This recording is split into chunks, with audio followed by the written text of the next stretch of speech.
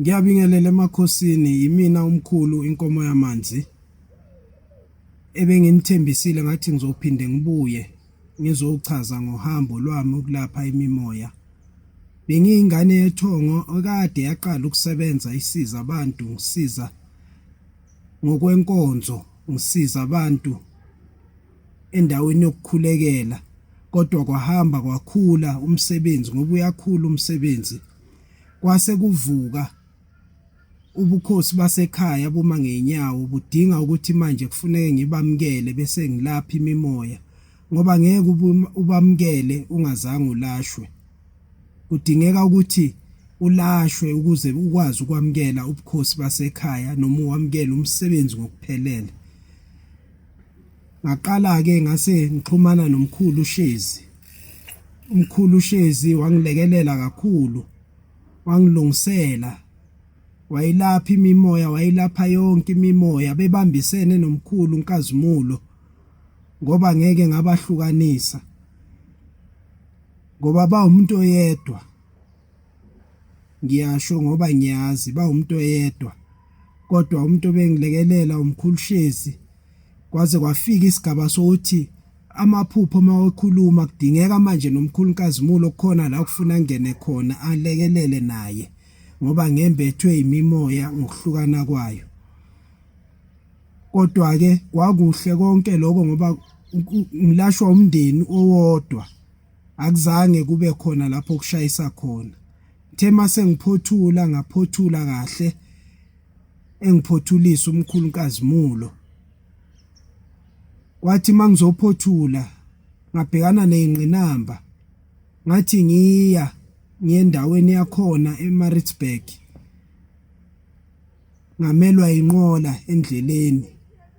Kodwa kwaloku kufikile kimi ukuthi kufune ngihambe ngoba phela kule ndlela kukhona ababonayo uma ulungisa ukuthi kufuneka uyofika empumelelweni noma ukwazi ukuyokhulula ababoshiwe. Khona abangafuni ukukhululeka emaketangeni ababoshwe ngawo.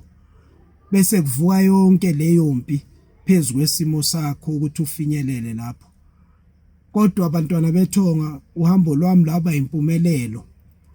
Ngafika kwakuhle, kwashintsha izulu, kwashintsha konke ngoba bese siyothinta abantu abakhulu, amakhosi amakhulu.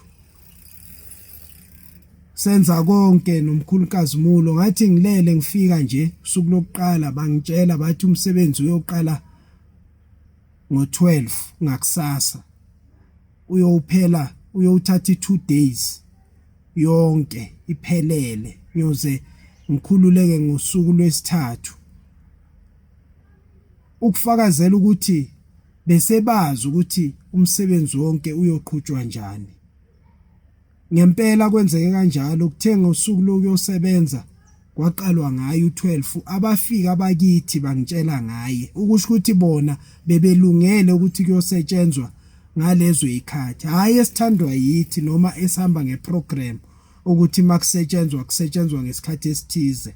Kubalekile ukulalela ohamba nabo.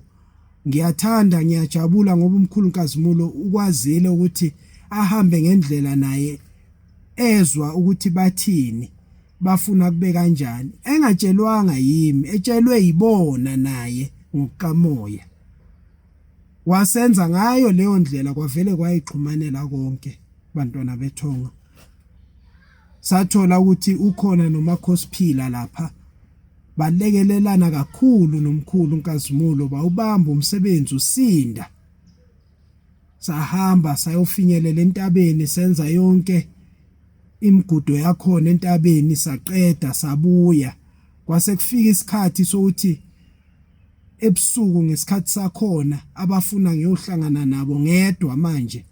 Safika ngahamba impela ngayohlangana nabo abasekhaya, ngahamba naye umkhulu Nkazimulo. Kodwa ke kukhona la ukufune besesala ngoba akasadingeki lapho, sekudingeka mina nabangiphethe, sekuxoxa mina nabangiphethe. Sithe sesambile bantwana bethonga, sifikile lapha kwase kungekuhle ngoba kwase kuvalile eintabeni, inkungu isivalile, selikhiza kunetha.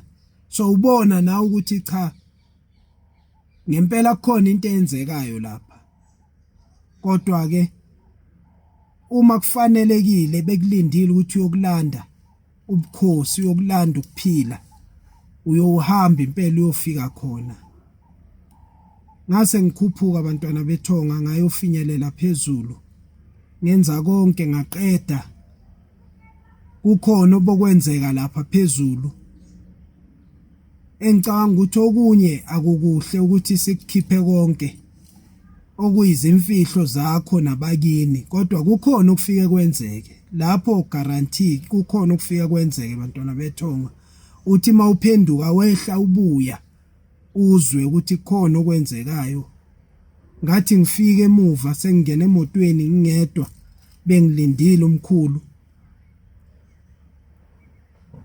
Ngafika impela wezwa naye ukuthi kukhona obokwenzeka phezulu ngoba ngafika ngaba drowsy. Ngashutha down ngezwe ukuthi akusaseyimi loya. Kukhona itransformation eseyenzekile bantwana bethonga. Manje kuhle bantwana bethonga kusukumela into zakho umuntu uzilungise. Ngikhuluma ngosuku lapho ngase ngiphothula khona kade sengiqalile ukudla ukhamba oluhlukahlukene olulapha mina endleleni ebengilimiselwa umkhulu uShezi kuze kufike isikhathi sokuyophothula.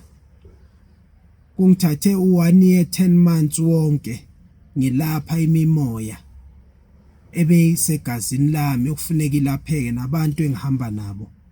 Sithe sesambile sesifike ekhaya salungisa konke, senza konke, kwagidwa, kwajatshulwa, kwenzwa konke, kwagidwa, kwenzwa konke ngemigudo yakhona. Bayazi ke abayihambile indlela yokulapha imimoya nokukhuliswa endleleni ukuthi mase kuphothulwa kuye kwenziwe njani. Ngeke ngikuchaze konke, kodwa ngizochaza lapha umehluko owubonayo.